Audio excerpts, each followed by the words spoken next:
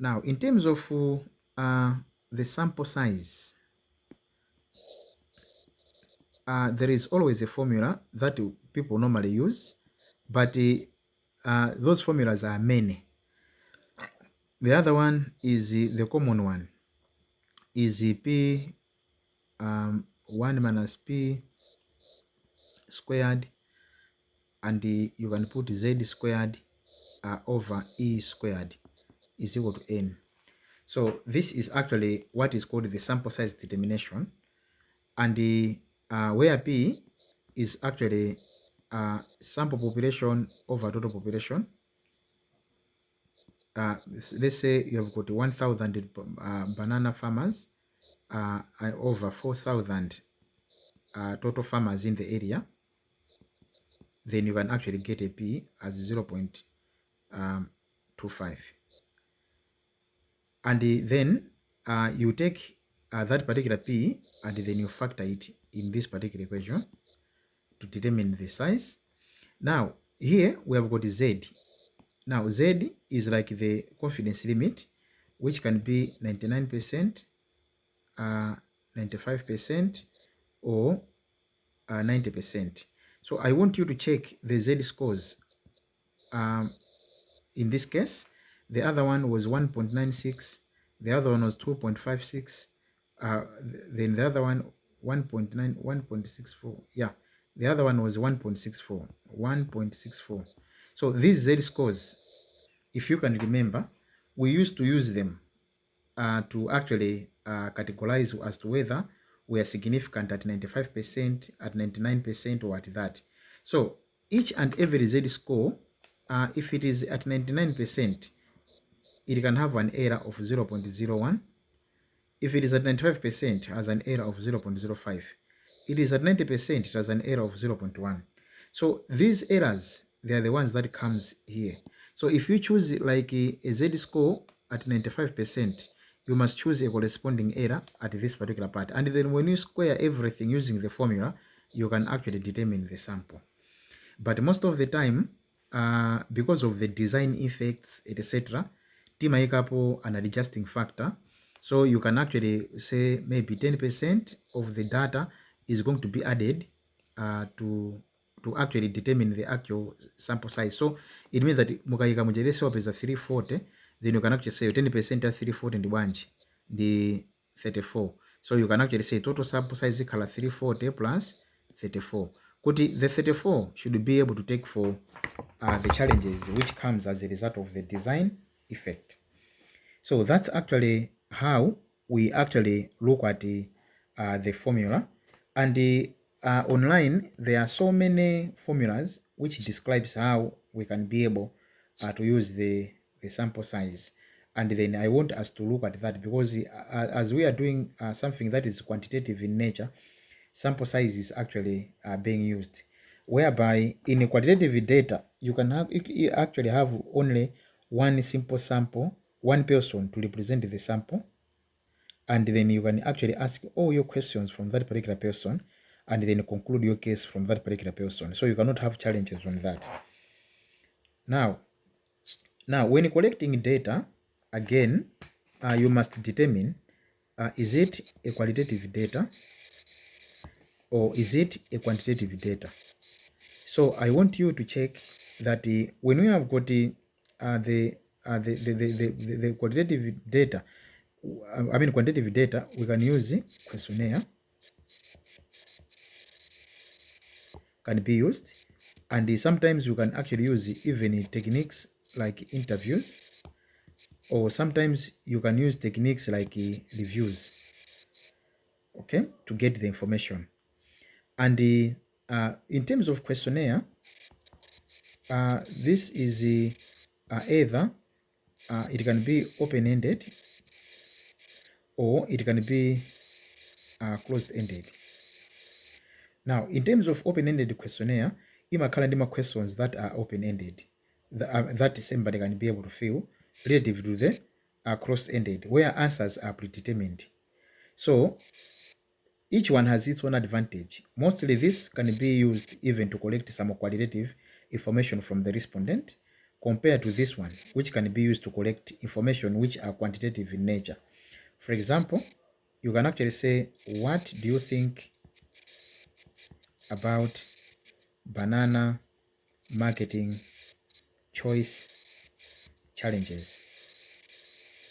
When you do that, you can leave a person to be typing the answers, and in the process, you are actually getting the flavor of what that particular person is wanting, and in the process, it becomes very big, and then you can explain the things the way he wants.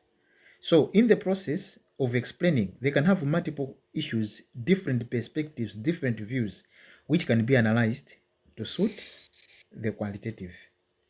But if somebody is putting things in the context where things are quantified, then that becomes a quantitative side. That's why this makes research very comprehensive and difficult if somebody does not know the dynamics as to how we can handle things at that level.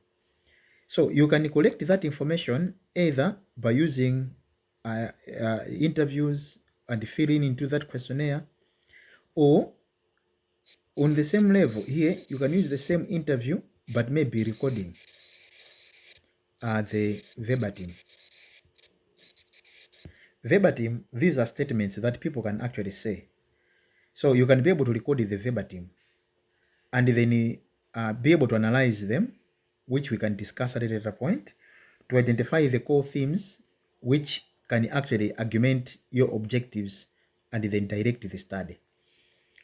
Okay, so that's the major part with regards to this process. And in terms of the collection techniques, I want you to look at the differences between qualitative and the quantitative collection tools. Now, in a qualitative form, normally information can be recorded. When information has been recorded, it can be transcribed. To transcribe is to write each statement that the respondent stated. And when you write all that, then you analyze the content, okay, to actually identify the issues. So any issue that has been identified, it can be connected to objective, or they are guided by the objectives, so that in that way we are able to have things to write per objective, okay, so that at the end we are able to have comprehensive information with regards to that. So that's the most important element that can classify us up. Now, on the same note, I want us to just check. I want us to check on the analytical procedure. Okay, analytical procedure. Now, analytical procedure, this is actually the processes that we normally use to analyze our data, and it can be quanti, it can be quali. Now, in terms of quanti, we have got a thematic analysis, and we have got content analysis, which we can concentrate now. And in terms of qualitative analysis, we can have descriptive analysis, we can have inferential analysis, and we can have multivariable analysis. So this one, it looks at things in this particular way. But on the other part, quantitatively, for those people that are like doing some performance measures, we have got now different ways we can measure performance. Now, I want us to look at what is called balanced scorecard. So balanced scorecard, we can actually measure something in financial terms. So we can actually measure things in the financial perspective, or we can actually measure something depending on the volume of market achieved, okay? Or we can actually measure something on how accumulation of assets have been like. So in the process, it becomes now very significant. But at our level, like here at Luana, most of our analysis, they are actually descriptive, inferential, and multivariable. But people that are in business, they can actually even look at the financial measures. So they actually look at things like profitability analysis, okay? Uh, um, Apart from profitability analysis, they can be able to look at the cost benefit analysis, CB analysis, okay? And they can be able to look at the what is called gap analysis, where you actually compare actual and planned work and then make inferences from that particular point, etc. So all these analysis, they must be connected to our objectives. That is why here when we talk of multivariable analysis, we talk of models. So we can actually talk of OLS model, we can talk of binary model, we can talk of multinomial model, we can talk of Tobit model, we can talk of Python models, etc. So that in this case now timakati mu space yatu ya how we can be able to analyze things in that particular part. But some studies, they can end up at the inferential level, supported by maybe a content or a thematic analysis to support the gap that the inferences analyses they have not tackled properly. So I will not mention in detail as to what kind of inferences can you follow, because I actually know that we did this in statistics. So what I wanted you to check is the difference between parametric